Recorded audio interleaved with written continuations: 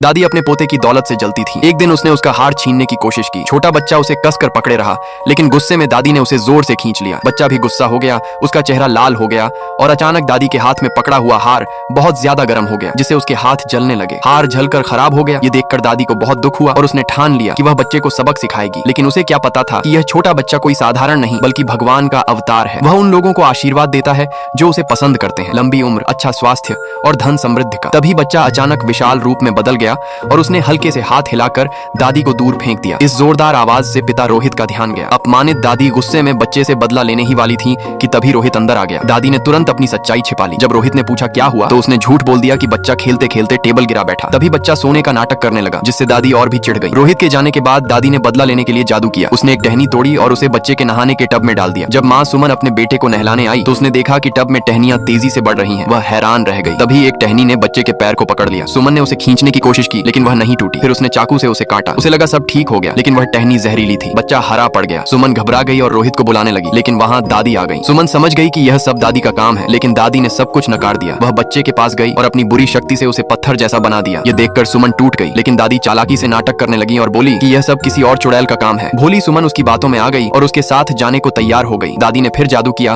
और दोनों को एक जादुई दुनिया में खींच लिया। वहाँ पहुंचकर दादी ने अपना असली रूप दिखाया। असल में वह खुद एक बुरी शक्ति के नियंत्रण में थी। उसने सुमन को आग के घेरे में धकेल दिया और अपने बाल से जादू करके उसकी नकल बनाने की कोशिश की, ताकि उसे भी अपनी तरह शक्तिशाली बना सके। लेकिन तभी सुमन के अंदर की अच्छी शक्ति जाग गई और उसने दादी को दूर फेंक दिया।